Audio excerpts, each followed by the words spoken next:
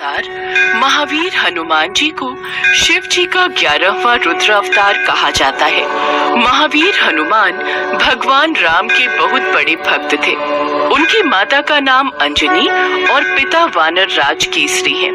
इस कारण उन्हें आंजुनाय और केसरी नंदन आदि नामों से भी पुकारा जाता है। तो आइए हनुमान का जन्म कैसे हुआ, ये हम इस कहानी के द्वारा समझने की कोशिश करते हैं। एक बार अयोध्या के राजा दशरथ अपनी पत्नियों के साथ पुत्रेष्टि का हवन कर रहे थे। ये हवन पुत्र प्राप्ति के लिए किया जाता है। हवन समाप्ति के बाद पंडित ने प्रसाद की खीर राजा दशरथ की तीनों पत्नियों में बांट दी। लेकिन तभी कहीं से वहां एक चील आ गई और उसने खीर का एक भाग अपने साथ ले लिया और उसे अपने साथ उस स्थान पर ले गई जहां अंजनी माता तपस्या कर रही थी और उसके सामने ले जाकर रख दिया। ये सब भगवान शिव की और वायु की इच्छा अनुसार हो रहा था। आंखें खोलो माते और इस प्रसाद को ग्रहण करो, इससे तुम्हारी इच्छा जरूर पूरी होगी। प्रसाद? लेकिन ये किसने दिया? बस यूं समझ लो, ये महादेव का आशीर्वाद है तुम पर। अंजनी ने उस प्रसाद को ग्रहण कर लिया। फिर अगले दिन माँ अंजनी एक पर्वत पर खड़ी थी और सूर्य देव के तेज मिली थी। लेकिन तभी वहाँ बहुत तेज हवा चलनी शुरू हुई। हवा का वेग इतना तीव्र था कि उनके वस्त्र उड़ने लगे। उन्होंने सोचा ये जरूर किसी दानव की उदंडता हो सकती है। वो क्रोधित होकर बोली, ये कौन दानव है जो मेरी जैसी पति परायण स्त्री का अपमान करने की चेष्टा कर रहा है? तभी वहाँ उनके समक्ष पवन देव प्रकट हुए और क्षमा याचना करते हुए बोले, देवी शांत हो जाएं। दरअसल आपके पति को जो वरदान प्राप्त है उसके अनुसार आपको मेरे समान एक शक्तिशाली बलशाली पुत्र की प्राप्ति होगी। इसी वरदान को पूर्ण करने के लिए मुझे आपके शरीर को स्पर्श करना पड़ा। मेरे स्पर्श के माध्यम से रुद्रदेव का एक अंश भी आपके शरीर में प्रवेश कर चुका है। इसलिए महादेव के अवतार के रूप में आपका पुत्र इस धरती पर जन्म लेगा। कुछ समय बाद पवन देव का कथन सही हुआ और महादेव ने हनुमान के रूप में कार्तिक मास की चतुर्दशा में वानर राज के यहाँ अंजनी माता के उदर से हनुमान जी के रूप में जन्म लिया। ऐसे ही कुछ महीने बीते। एक रोज हनुमान को जोर की भूख लगने लगी। मातेश्री, हमें बहुत जोर की भूख लगी है, हमें कुछ खाने को दो ना। हम अभी तुम्हारे लिए फल लेकर आते हैं। लेकिन माँ अंजनी को आने में थोड़ी देर हो गई और हनुमान से भूख बर्दाश्त नहीं हुई। उनकी नजर पेड़ से झांकते हुए लाल सूरज पर गई। अरे वाह, ये तो कितना लाल फल है, निश्चित ही ये बहुत मीठा होगा। ये सोचकर हनुमान आकाश की ओर उड़ गए। लेकिन उस रोज अमावस्या का दिन था, जिस कारण सूरज को ग्रसने राहु आया था। किंतु हनुमान को देख उन्हें ऐसा प्रतीत हुआ कि ये भी कोई दूसरा राहु है, इसलिए वो वहाँ से चुपचाप चले गए। लेकिन हनुमान की भूख तो बढ़ती जा रही थी और वो सूरज की ओर बढ़ते चले जा रहे थे। तभी इंद्रदेव की नजर हनुमान पर गई। कहीं ये बालक सूरज को निकलकर उसे अपना आहार न बना ले, मुझे इसे रोकना होगा। ये कहकर इंद्रदेव ने हनुमान पर प्रहार कर दिया और वो मूर्छित होकर गिरने लगे। तभी पवन देव ने वहां आकर उन्हें थाम लिया और गुस्से में उन्होंने हर प्राणी मात्र की वायु का संचार रोक दिया। तभी वहां सभी देव प्रकट हुए और उन्होंने पवन देव को ऐसा करने से रोका। फिर सभी देवों ने हनुमान जी को वर दिया। मेरा वरदान है कि ये अमित आयु रहेगा। मेरा वरदान है कि ये कभी भी वज्र से परास्त नहीं होगा। मेरे सताश तेज से ये हर कला में युक्त और संपूर्ण शास्त्रों का विशेषज्ञ होगा। मेरे वरदान से ये पाश और जल से अभय रहेगा। ये सदा यम दंड से अवध और पाश नहीं रहेगा। ये सदा अजय और प्रमाद योद्धाओं से अजय प्राप्त करने का योद्धा रहेगा। अस्त्र शस्त्र तथा यंत्र आदि से इसे कोई फर्क नहीं पड़ेगा। इस प्रकार सभी देवों द्वारा हनुमान जी बेहद शक्तिशाली हो गए और इस प्रकार आगे जाकर जो उन्होंने काम किए वो सभी प्रकार के हनुमान भक्तों में प्रसिद्ध हैं। तो ये थी हनुमान जी की संपूर्ण कथा। हनुमान जयंती पर हनुमान जी की पूजा करना अत्यंत शुभ माना गया है। चौकी पर लाल रंग का कपड़ा बिछाएं और उस पर हनुमान जी के साथ भगवान श्री राम की तस्वीर रखें। फिर हनुमान जी को लाल और भगवान श्री राम को पीले फूल अर्पित करें। पहले श्री राम नाम का जप करें, फिर हनुमान जी के मंत्र का जाप करें। इस तरह पूजा करने से आपको हनुमान जी की असीम कृपा प्राप्त होगी।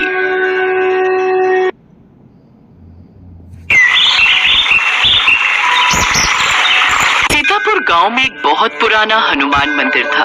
वहां के पंडित राम नारायण जी बहुत ही सालों से उस मंदिर की सेवा कर रहे थे। वो हनुमान जी के बहुत बड़े भक्त थे। बोलो बजरंग बली की जय। हम सभी भक्तों पर अपनी कृपा बनाए रखना प्रभु, आपकी सदा ही जय हो। राम राम पंडित जी। राम राम बेटा, ये लो हनुमान जी का प्रसाद। ये लो बेटी, तुम भी लो। राम राम पंडित जी, अब तबीयत कैसी है? सुना था आप बहुत बीमार थे। मौसम है सर्दी का, ये तो चलता ही रहता है। थोड़ी सर्दी खांसी और जुकाम हो गया था बस। ठीक तो मुझे होना ही था। हनुमान जी मुझे याद कर रहे थे, उन्होंने ही जल्दी ठीक कर दिया और मैं मंदिर आ गया। आपकी सारी चिंताओं का समाधान अब हो ही गया समझो। राम राम पंडित जी। राम राम जमींदार साहब। आज सुबह सुबह पंडित जी, अब मैंने सोच लिया है कि आपको भी थोड़ा आराम चाहिए, इसीलिए आपका हाथ बटाने के लिए मैंने शहर से केशव को बुलाया है।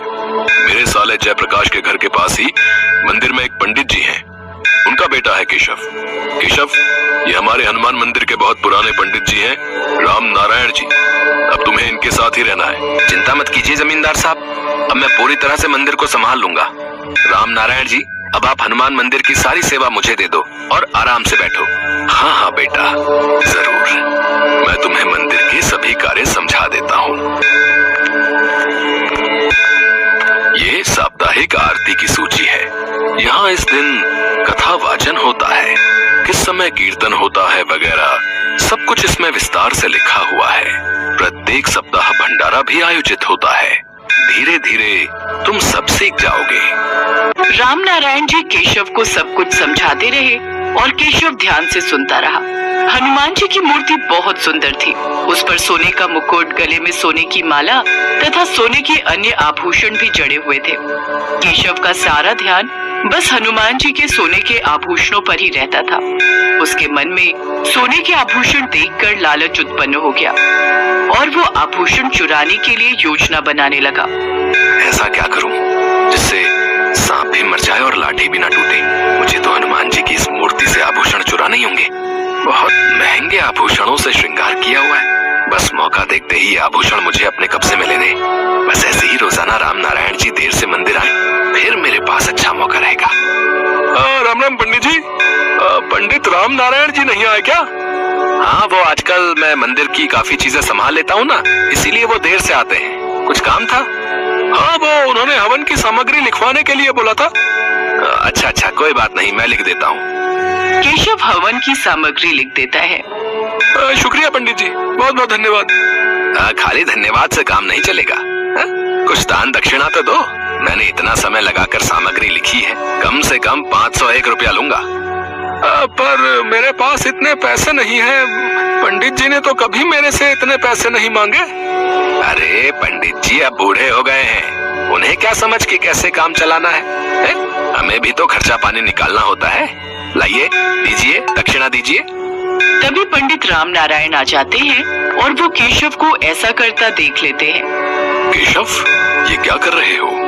ये ठीक नहीं। मंदिर में आज तक इस तरह से बेमतलब दान दक्षिणा कोई नहीं लेता, और अभी तो हमने हवन किया भी नहीं है, तो फिर किस बात के पैसे तुम ले रहे हो?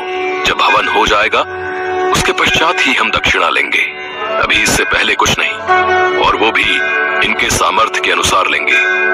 राम राम पंडित जी, बहुत बहुत धन्यवाद, मैं चलता हूँ। भक्त वहाँ से चला जाता है। केशव मन ही मन ईर्ष्या से भर जाता है और अब तो उसने ठान ही लिया था कि वो पंडित राम नारायण को रास्ते से हटा कर रहेगा। मुझे पंडित राम नारायण का कुछ करना ही होगा, वरना ये तो मुझे कुछ कमाने ही नहीं देगा, और फिर मुझे मंदिर के आभूषण चुराकर इनका पत्ता भी यहाँ से साफ करना है। मुझे ये काम जल्दी ही करना होगा। केशव हनुमान जी का मुकुट और बाकी के आभूषण चुराने के बारे में सोच चुका था। पंडित जी, आपकी तबीयत भी ठीक नहीं रहती। एक काम करता हूँ, शाम को मंदिर के द्वार ढकने की जिम्मेदारी मैं ले लेता हूँ। आप समय से घर चले जाया करो, वैसे भी सर्दी का मौसम हो रहा है। ठीक है बेटा, जीते रहो। पंडित राम नारायण शाम की आरती के बाद अब जल्दी घर जाने लगे। पीछे से केशव मौका तलाशने लगा और एक दिन उसे मौका मिल ही गया और वो हनुमान जी के मंदिर से आभूषण की चोरी करके वहाँ से भागने लगा। अरे कौन है? छोड़ो मुझे, कौन है? केशव जैसे ही पीछे मुड़कर देखता है, साक्षात महावीर हनुमान उसके पीछे खड़े थे। अरे, मेरा मुकुट और मेरे आभूषण चुराकर कहाँ भाग रहा है? तुझे ऐसे थोड़ी जाने दूंगा। ला, मेरे आभूषण वापस कर। अरे, तुम तो ऐसी वेशभूषा में हो जैसे सचमुच के हनुमान जी हो। मैं तुमसे डरने वाला नहीं हूँ, बताओ तुम्हें। मूर्ख, तू मुझे पहचान नहीं पा रहा है लगता है। तुझे अपनी शक्ति दिखानी ही होगी, तभी तो यकीन करेगा। अरे छोड़ो मुझे। अरे मुझे हवा में क्यों घुमा रहे हो? अरे छोड़ो। अरे मुझे बचाओ। केशव चिल्लाने लगता है। वो हवा में घूम रहा था। हनुमान जी मुझे छोड़ दो, मुझसे गलती हो गई। मैंने आपके मंदिर में चोरी की है। मैं आपके आभूषण आपको अभी दे देता हूँ, आप मुझे छोड़ दो। मैं जानता हूँ तुमने मेरे आभूषण और मुकुट क्यों चोरी किए, क्योंकि तुम मेरे प्रिय भक्त राम नारायण पर चोरी का इल्जाम लगाना चाहते थे ना। पर मेरे होते हुए मेरे किसी भी भक्त को कोई कष्ट नहीं पहुंचा सकता। मुझे क्षमा कर दीजिए हनुमान जी। सच तो यह है कि मैं ईर्ष्या से भर गया था। मुझे ज्यादा धन कमाना था, इसीलिए मैं राम नारायण जी को मंदिर से हटाकर खुद वहां रहना चाहता था। इसीलिए मैंने आपके मंदिर में चोरी की। मुझसे बहुत बड़ी भूल हो गई हनुमान जी, मुझे क्षमा कर दो। मैं अब से ऐसी गलती कभी नहीं करूंगा। पूरी श्रद्धा और भक्ति के साथ आपकी पूजा और भक्ति करूंगा। सबसे प्रेम से रहूंगा और कोई बेईमानी नहीं करूंगा। ठीक है, मैं तुम्हें क्षमा कर रहा हूँ। जाओ, ये मुकुट और आभूषण मंदिर में वापस रख दो और अपने कार्य को पूरी ईमानदारी से करो। केशव हाथ जोड़े खड़ा था। हनुमान जी वहाँ से अंतर्ध्यान हो जाते हैं। केशव की आंखों में पश्चाताप के आंसू थे। वो मंदिर में वापस जाता है और फिर से हनुमान जी को मुकुट और सारे आभूषण वापस पहना देता है। कहते हैं कभी कभी जब भक्त राह भटकने लगते हैं तो भगवान को उन्हें सीधे रास्ते पर लाने के लिए धरती पर आना ही पड़ता है। केशव को सबक मिल गया। उसे अपनी भूल का एहसास हो गया और अगले दिन से उसने अपने व्यवहार को बदला। वो भी पंडित राम नारायण की तरह मंदिर में पूरी श्रद्धा भावना से हनुमान जी की पूजा और भक्ति करने लगा।